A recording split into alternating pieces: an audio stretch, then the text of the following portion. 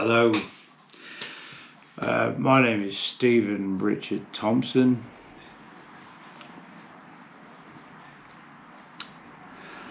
and this is the first part in a story. I'm constructing a documentary based on evidence and facts, so everything, can't say everything, but most of what I can put together is going to have legally applicable video evidence. I've had my life ruined. I won't go into details on that now, but this is the first part. So I will allege that I grew up in hell. I grew up in an abusive household with an alcoholic, narcissistic father and a mirror narcissistic mother, and I was abused. I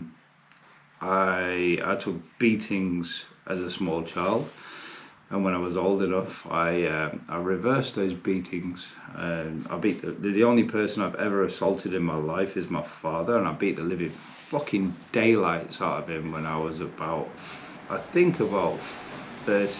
or 14 years old. I came downstairs. I was probably drunk myself. I lived in a highly alcoholic system. Found my mother on the floor. Picked her up. She said, "Your father's hit me." Wasn't unusual to me at all.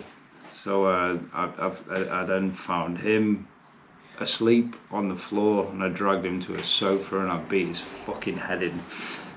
As a small child, I beat the living shit out of the man, because he was an abusive, pathetic individual.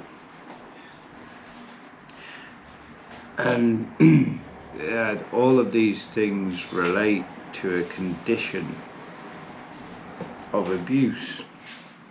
Childhood abuse is repetitive, it continues. I have no denial of any of my own mental conditions. I'm being treated in the process of diagnosis for PTSD. I believe I have ADHD, and am a subject of abuse, in my opinion. Fuck you. I don't care. It is a personally held belief that I've escaped the continuation of narcissism by some chance of luck being mildly autistic. So I'm highly scientific. I believe in facts and data and nothing else. And here is my plight. I dedicate the rest of my life, my story. I'm making a documentary. Fucking hell, the shit I've been through is horrific. I'm currently homeless. Don't believe me? Yeah, well, I'm just borrowing this space at the minute. I dedicate the rest of my life and my space to exposing narcissism. The reasons it's not necessary, it can be avoided.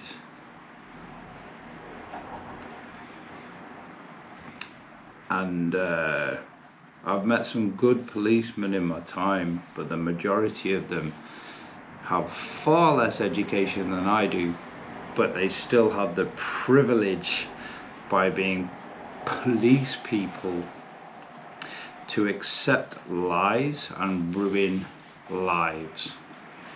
I'll say that again. The police globally have the privilege to accept lies and ruin lies. No, ruin lives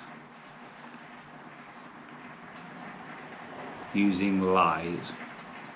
The police globally have a privilege to accept lies and ruin lives with no evidence.